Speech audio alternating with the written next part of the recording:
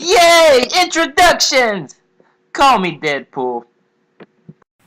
Alright, fellow YouTubers, here to bring you a review of the 2005 from the movie Batman Begins, the Tumbler. Alright, this came out in 2005, so I've had it for a few years, but it's a pretty awesome, to me, the best Tumbler they came out with, because when they made the one for the second movie with the Joker, rest in peace, and for the third one, like, you know, they look good in a movie, but I think they made them like cheaper, and they just were stupid to me. Like, this one from the first movie, I feel like it was a very good size, and I have a custom Bane one that I got offline, so I'm gonna show y'all that too. But this one was pretty cool to me. Like, you know, it's nothing really on the bottom, but it had the on switch and the off switch. That's a little tag for the batteries, and to me, it was made pretty nice. Like, how they did it, how it was built, it was a pretty good size.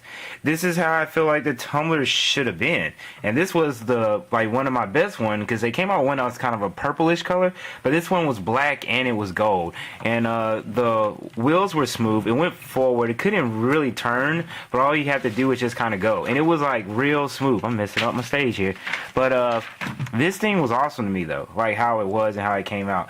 To me, like, this is all it really like took as far as to make a pretty good Tumbler, because the rest of them were just, like, from what I've seen now, they're just cheap. So I'm gonna show you how they pretty much did get good on it. Yes, the gold, which I love black and gold. Those colors look good together anyway. So they had little tips of black on each part of it, and on the back they had more little gold. I guess that's where the gas would go in, but it's pretty awesome.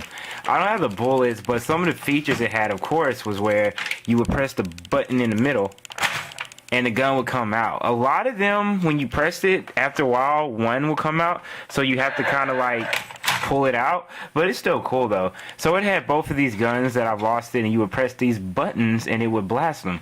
So that was pretty cool. And it also just snap it back in, but also had little lights and stuff. So one light was the one where if you press this button, the back part of it will light up. Kind of surprised those batteries still work. And when you press the one that was on the left side, these lights will come on too.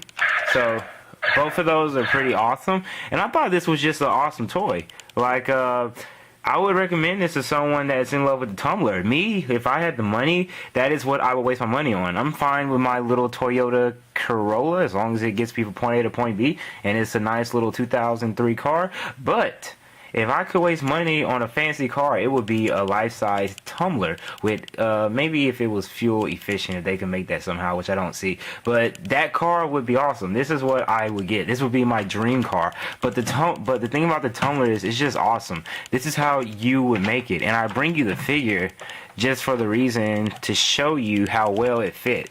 Like, the figure was a little smaller, you know. It's a little of a smaller figure. I think it was around 5 inches. This is before they started to come out with the less detailed 3 or 4 inch figures. But he was 5, so he was on his way to being small. And as you can see on the inside of it, how like they made it, it wasn't too much on there. Like, you could see where the actual little things that pop out are here. You know, it had this little steering wheel here, and in the corner it just has some blocks. These are just blocks, and it was the same thing on the opposite side, but it perfectly would fit in here for the Batman. You would straighten the legs and you would just press down. And what I love is that how they made his hands, like where they actually would, once you got him to sit down, let me make sure his legs are in there. Okay, there, perfectly. When you got him to sit down, he would perfectly like grab the steering wheel, and then after he grabbed it, he was hooked in there. Like, you would have to actually try to get him out. If I flip this thing upside down, he would still stay in, like, inside of there. But, you know, this is pretty cool. It's a little dusty, though, from how long I've had it. But it's awesome when, like, you play with it. As you can see, he's locked in there. And it just was awesome to see him on the inside of it. And then when you were ready to go, all you had to do was close it. And that's it. He is gone. He is ready to go. He has his sounds.